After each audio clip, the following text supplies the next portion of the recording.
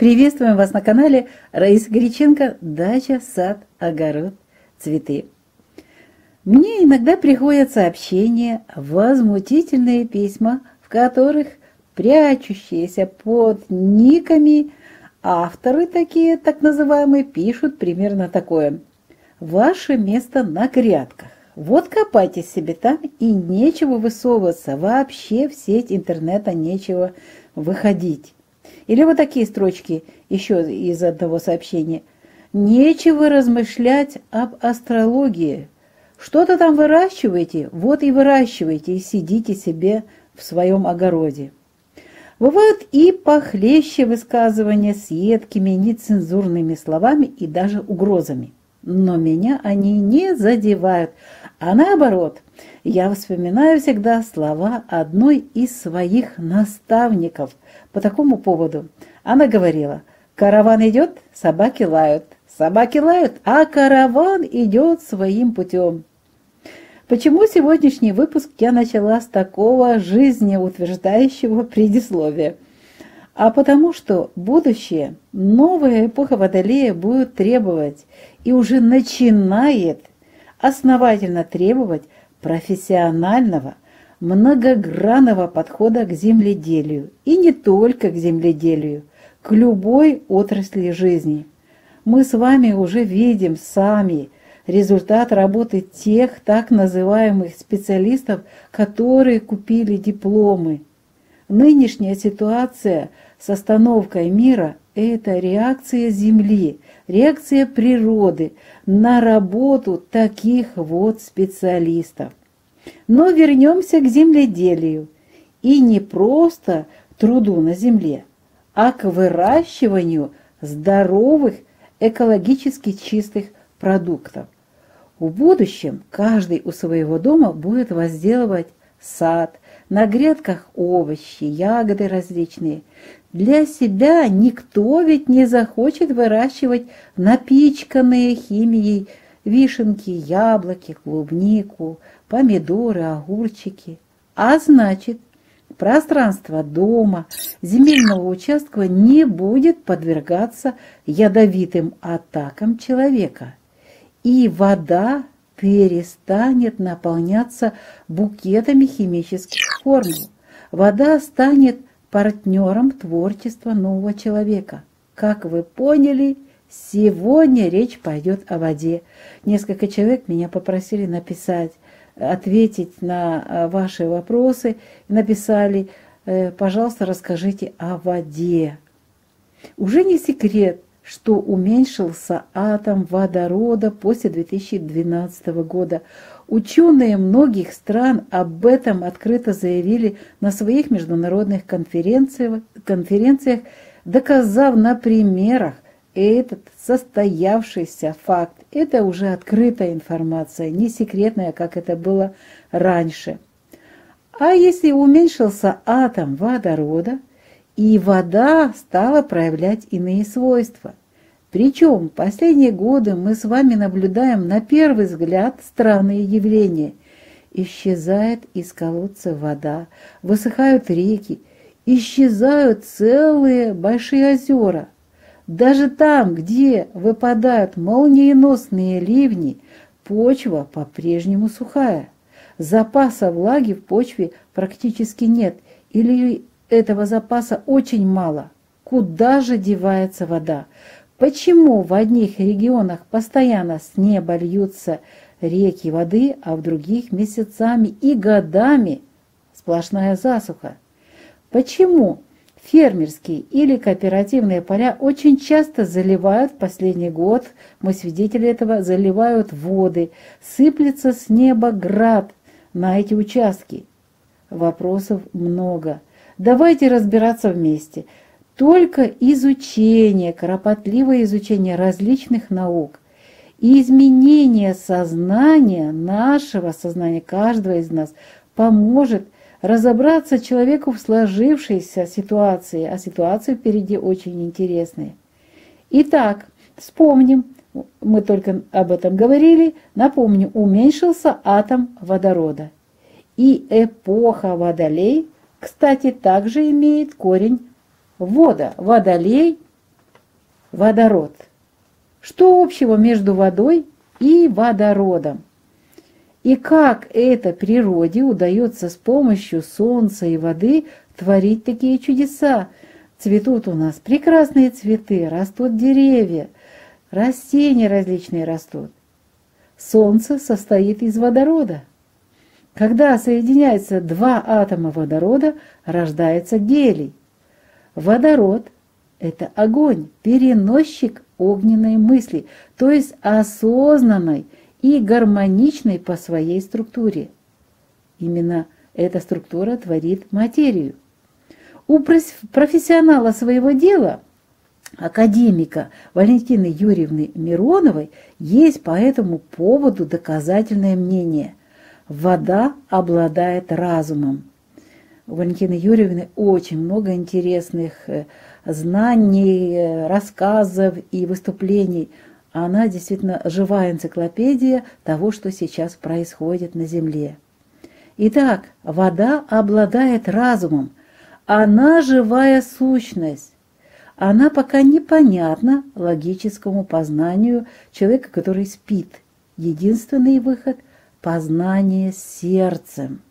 Наступает время сотворчества с водой. Мы должны сотворять вместе с этой живой субстанцией. Вспомним труды и фотографии японского ученого Масару Эмото. Он доказал, что вода слышит и видит на разных примерах.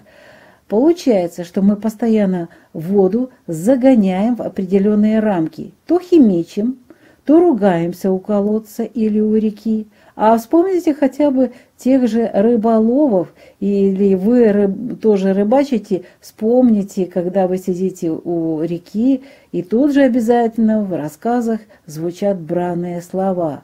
И так на каждом шагу. А вода живая и всегда воспринимает каждое слово человека, состояние человека, и запоминала и запоминает это состояние. И эти же бранные, мягко выражаясь, программы возвращались обратно в тех же плодах, ягодах, в кислотном дожде, грязном снеге. И это все ответ воды на наше спящее сознание. Ведь в воде нет хаотического движения. Это человеческие мысли, настоящий хаос, который выливается на землю сейчас в виде ливней, града и не только. Вода всегда живет в неожиданной форме, дифференционно-фазовой. Поэтому человек, состоящий из 80% воды, способен к постоянному перепрограммированию на клеточном уровне. В клетке вода выполняет функцию нейрона. Головной мозг, состоящий из 90% воды, способен изменять структуру вакуума. Звук тела, синтез, составляет 570 триллионов герц. Я неспроста использую вот эту информацию, эти цифры. Пару дней назад мы уже рассматривали важную тему новолуния 5 ноября 2021 года. И мы тогда говорили о том, что нужно завершить вот эти все старые программы спящего человека и включать именно в это новолуние новую, созидательную, творческую программу в радости, программу полета, свободы. И обязательно должна быть радость. Это уникальное новолуние рождения нового человека, человека-творца. И в этом нам помогает вода, живая, творящая с нами образы в мире и гармонии. Но, естественно, все это должно быть в радости. Понимаю. Теперь, думаю, и понимаете вы, дорогие наши зрители, что не все смогут вот так перенастроиться 5 ноября. Вот почему зима 2021-2022 годов с ее снегами и морозами, гололедом и другими такими интересными событиями зимними, снежными должна помочь человечеству очиститься от хаоса внутри, внутри каждого человека, внутри мира каждого человека. Ведь при заморозке вода очищается. Румынский ученый Конда Генри Мария, это, кстати, нобелевский лауреат, открыл, что в центрах кристаллизации снежинок, именно в центре, есть тонкие трубочки, где вода не замерзает. Представляете? Мороз, любой мороз, и вот в этих снежинках во льду есть место, где не замерзает вода. Получается, что при замерзании стирается внешняя память. Глубины остается. Там остается чистая божественная огненная сущность, источник жизни, первоисточник. Информационная система воды аналогична вакууму. Вы понимаете теперь, что будет происходить и почему именно вот этот мини-ледниковый период наступает? Без него человечество просто далее могло бы полностью погибнуть. Нужна вот эта встряска, нужно вот это похолодание для того, чтобы вот стереть эту внешнюю память агрессии, войны, страхов. Получается, что основная структура воды и вакуума, то есть космоса, а также сознание, это одно и то же. Это все часть одного великого творческого начала Создателя. При соединении сознания человека и воды в мире начинает проявляться творческое начало сотворения. Это и есть источник жизни, пространственный огонь. Плотная завеса иллюзии разделения, двойственности, благодаря вот изменению размера атома водорода, постепенно рассеивается. А сейчас этот процесс будет идти еще быстрее. Вся материя сейчас начинает возвращаться на тонкий план, где в основе разумная структура воды. Здесь пространство, клетка и вода трудятся по гармоническому закону проявления, осознанному поведению человека. Гармонический закон проявления. Это о многом говорит. Нужна ли эта информация простому огороднику, садоводу, цветоводу? Мне лично она очень нужна.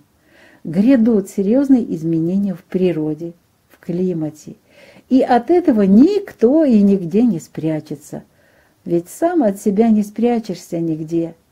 Поэтому включаем свою осознанность, свое сознание, просыпаемся, включаем все свои клеточки, где живет вот эта энергия Первотворца, и начинаем новую творческую, созидательную жизнь в мире радости, счастья, гармонии, изобилии всего, что нужно в настоящем сейчас. Забываем о этих миллионах, миллиардах, о которых мечтали когда-то некоторые из нас. Мы просто-напросто живем в настоящем сейчас в изобилии, в том, в чем мы нуждаемся сейчас. Все это проявляется. Прежде чем завершить этот рассказ об уникальности воды, из которой в своей основе мы состоим, напомню недавнее событие. Просто не могу пройти мимо этого. Это был такой неизгладимый отпечаток в моей душе, в моем сердце. Вспомните Якутию летом. Там горели леса, деревни, погибали от огня животные, птицы и люди. В одном из репортажей российских журналистов была показана трагедия богатейшего региона, людей, которые там проживали. А в завершении репортажа журналисты показали целый и невредимый домик женщины, которая помогала людям исцеляться, также помогала добрыми советами, подсказками. Ее называли кто-то шаманом, кто-то по-другому, но эта женщина своим открытым сердцем всегда шла навстречу односельчанам и другим людям. Картина была в конце вот такая. Черный пепел сгоревших домов дотла всей деревни. И красивый, чистый такой, яркий, посреди этого пожара чей-то домик. Как же так случилось, что все дома сгорели? И лес рядышком сгорел, огороды, все-все-все сгорело, а один дом остался. Таким вопросом завершили свой репортаж корреспонденты. А ответ прост. Хозяюшка этого дома – осознанный творец, в каждой клетке которого горит огонь жизни, божественная любовь. Божественная любовь – это мир, гармония, радость, благополучие в любой ситуации. Огонь сознания человека и огонь космоса соединились, и огонь мира материи не может это соединение сжечь в этом доме, в этой женщине. Она спокойно себе в это время отдыхала. Все, кто досмотрел это видео до конца и внимательно слушал, вы точно так же можете зажечь огонь своего сознания и соединиться с огнем космоса и жить в будничных делах в этом осознанном состоянии, в это уникальное время перемен. И ваш дом, ваш сад остается и будет оставаться прекрасным, живым и здоровым, и вы будете в нем спокойно, мирно, гармонично, счастливо жить. А что же вода, спросите вы? Осознанная вода прибывает на землю. Она только начинает проявляться в наших телах, в растениях, в птицах, животных. И с этой водой, нашим сотворцом, мы возведем и уже начали возводить райские, настоящие райские сады, где будут расти яблоки, но не яблоки раздора, а именно яблоки знаний, новых знаний для строительства все новых и новых миров божественной красоты. Мы завершаем сегодняшнее видео, и оно было о воде, о простой воде, о нашем равноправном партнере, далеко не простом. Подумайте, будете ли вы теперь убивать своего партнера в себе, ведь в каждой клеточке есть вода, в своем пространстве, на своей земле, которую вы сейчас сотворяете. Напишите, пожалуйста. Ну а мы, Раиса Греченко и Александр Волик, прощаемся сегодня с вами. До следующего видео. Всего вам самого доброго. Осознания и начала новой жизни в сотворчестве с водой, с природой, с космосом, с самим собой, в мире, гармонии и счастья. Всего доброго вам!